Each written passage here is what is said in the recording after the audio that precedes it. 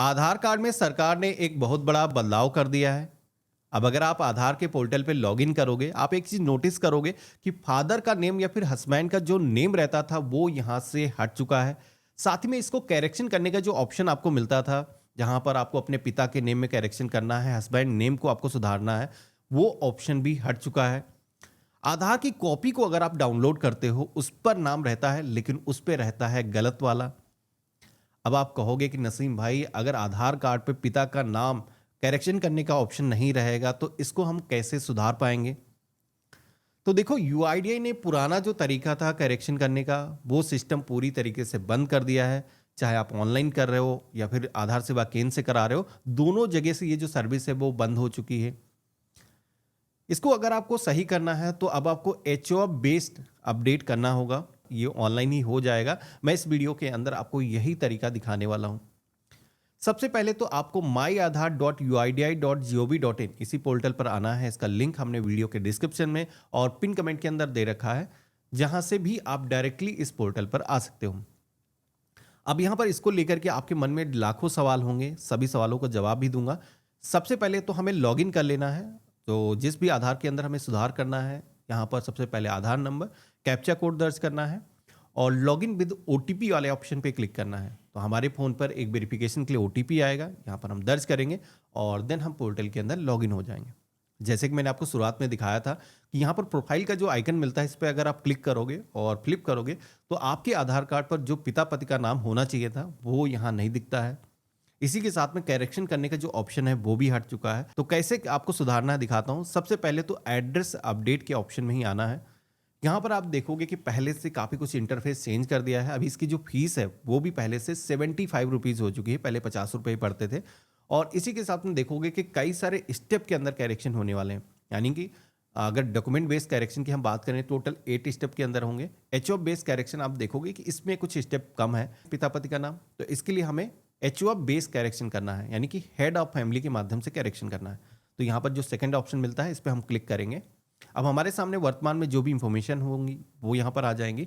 साथ ही में इसके अंदर, जैसे कि मैंने बताया कि इसका जो प्रोसेस है वो पूरी तरीके से डिफरेंट है। यहाँ पर आपको एचओएफ जो मेंबर है उसकी जो डिटेल है एंटर करने के लिए बोली जाएंगी। यहाँ पर आप सभी को आधार नंबर दर्ज करने के लिए अगेन बोला जाएगा। अब ये जो आधार नंबर है किसका आपको दर्ज करना है? हेड ऑफ फैमिली, यानी कि हम अभी एचओएफ बेस करेक्शन कर रहे हैं। तो इसके अंदर कोई डॉक्यूमेंट उतना ज़रूरी नहीं होते हैं जितना कि आपके फैमिली मेंबर, जैसे कि आप अपने पिता का नाम अपडेट कर रहे हो तो यहाँ पर आपको अपने पिता का आधार नंबर दर्ज करना होगा। या फिर कोई महिला है, शादीशुदा है, जो अपने पति का नाम अपडेट करने वाली है, तो उसे अपने पति का जो आधार नंबर है वो यहाँ पर इंटर करना है। जिससे होगा ये कि उनका जो नाम है आपके आधार कार्ड पर आ जाएगा। तो हमने यहाँ पर आधार नंबर दर्ज कर दिया है। मोबाइल नंबर एचओएफ का ऑटोमेटिक यहाँ पर फेच होकर के आ जाएगा। तो यहाँ पर एक चीज़ यहाँ पर ध्यान रखना है कि ये मोबाइल एक्टिव वर्तमान में होना चाहिए, तभी आप करेक्शन कर पाओगे। क्योंकि इस पर एक वेरिफिकेशन की रिक्वेस्ट आएगी, तो मैं आपको दिखाऊंगा कैसे पूरा प्रोसेस काम करेगा।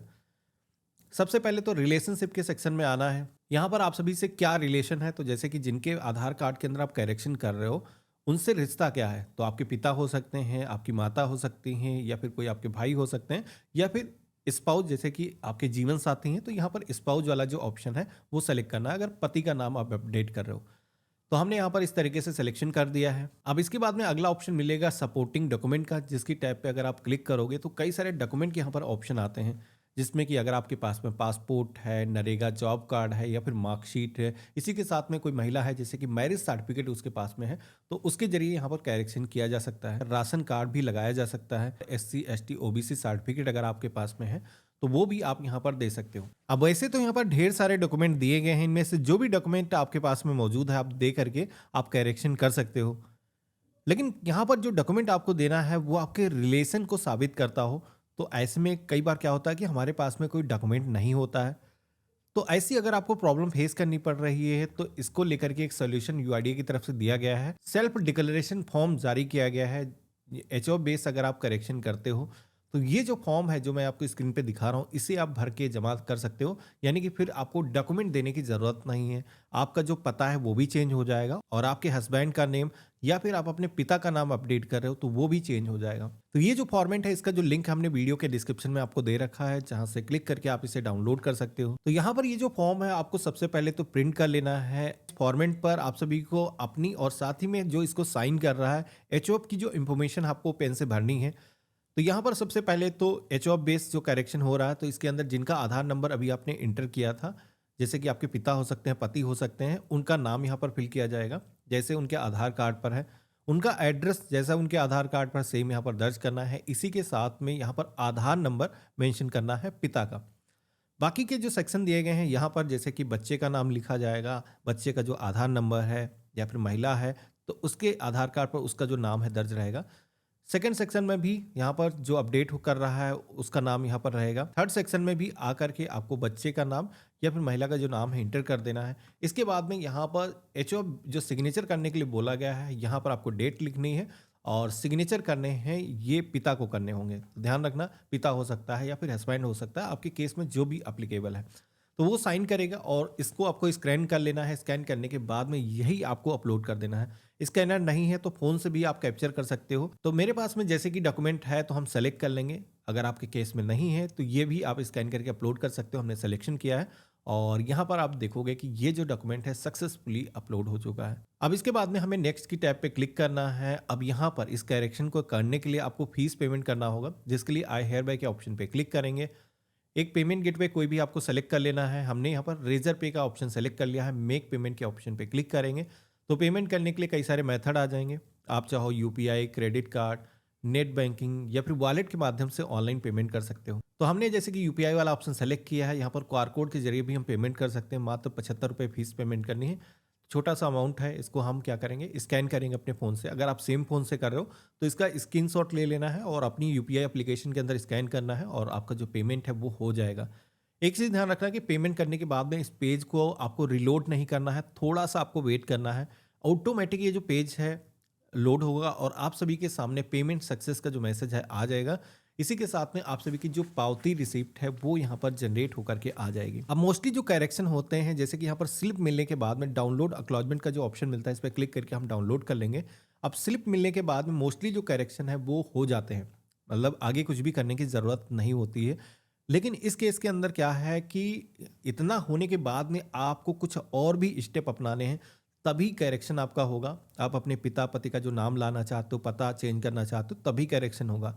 तो इस चीज़ का ध्यान रखना है। बहुत सारे लोगों को लगता है कि यार फीस हमने जमा कर दी, बस मेरा काम हो गया, स्लिप भी आ गई है। तो अब आपको करना ये है, जैसे कि स्लिप हम सेव कर लेंगे। हमारा जो एप्लीकेशन का एसआरएन नंबर है जनरेट हो चुका है, इसे हम डाउनलोड कर लेंगे।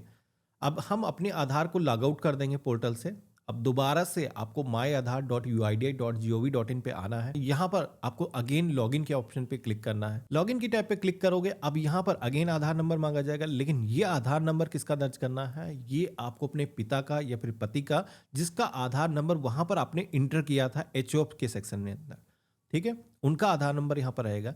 कैप्चा कोड सेम यहाँ पर आपको दर्ज करना है। लॉगिन विद ओटीपी वाले ऑप्शन पे क्लिक करना है। जैसे हमने क्लिक किया है तो हम पोर्टल के अंदर लॉगिन हो चुके हैं। अब इस पोर्टल पर आपको क्या करना है, नीचे की तरफ आना है। यहाँ पर एक ऑप्शन दिखेगा my head of family request HOF वाला, हमें इसी ऑप्शन पे क्लिक करना है।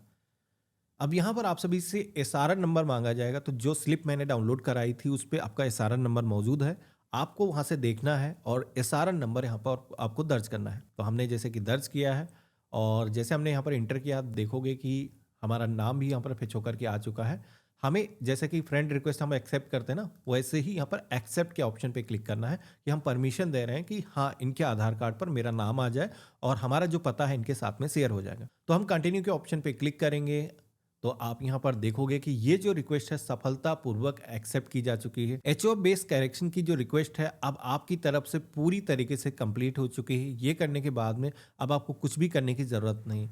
अब आपको थोड़ा सा वेट करना है। करेक्शन की जो रिक्वेस्ट रजिस्टर होने के बाद में गवर्नमेंट की तरफ से इसका वेरिफिकेशन किया जाता है। वेरिफिकेशन के अंदर सारी चीज़ें अगर सही पाई जाती हैं तो आधार के अंदर जो भी आपने करेक्शन किया होगा तो वो करेक्शन आपके आधार कार्ड पर हो जाता है। अब जैसे कि आपको कभी भी अपना स्टेटस चेक करना हो कि करेक्शन हुआ है या नहीं हुआ है, तो इस पोर्टल पर आप पाओगे, होम पेज पर अपने आधार को लॉगिन करोगे। तो यहाँ पर ऑप्शन आपको दिख जाएगा, जैसे कि मेरे केस में देखोगे कि हमारी जो रिक्वेस्ट है वो सफलतापूर्वक रजिस्टर हो चुकी है। अभी हमारी जो रिक्वेस्ट है वो वेरिफिकेशन स्टेज के अंदर है। जैसे वेरिफिकेशन होगा इसका, तो हमारे आधार कार्ड पर जो हम पिता का नाम चाहते हैं, पति का नाम अपडेट करना चाहते हैं, तो वो आ जाएगा, उनका पता भी आपके आधार कार्ड पर आ जाएगा। तो देखा आपने, इस तरीके से हम अपने आधार कार्ड पर अपने पिता पति का जो नाम है ला सकते हैं।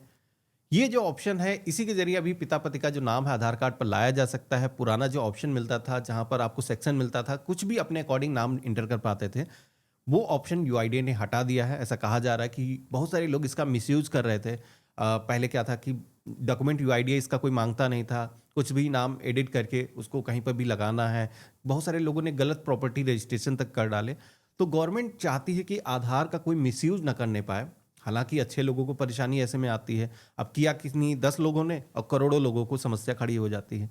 तो गवर्नमेंट को भी इसको लेकर के सोचना चाहिए। लेकिन जैसा मुझे लगता है कि बिहार के अंदर जो एसआईआर सर्वे अभी हुआ है कि आधार की जो वैल्यू है वो खत्म करना चाहती गवर्नमेंट।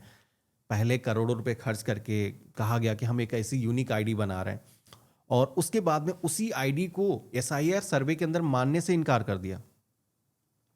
तो ऐसे में आपको करना क्या है, अपने अन्य जो डॉक्यूमेंट हैं उनको भी आपको सही करा लेना है, उनको मजबूत रखना है। जैसे कि आपका पासपोर्ट हो गया, ड्राइविंग लाइसेंस हो गया, इसी के साथ में अन्य जो भी डॉक्यूमेंट हैं उनको भी मजबूत रखना है। यानी कि आधार का आगे चल करके केवल यही इस्तेमाल होने वाला है कि गवर्नमेंट बेनिफिट लेने के लिए। तो ठीक है, बाकी ये प्रोसेस है, इस तरीके से करेक्शन कर सकते हो। लेकिन उनके लिए परेशानी यहाँ पर आएगी जिनके जो फादर हैं या फिर उनके हस्बैंड हैं वो एक्सपायर हो चुके हैं।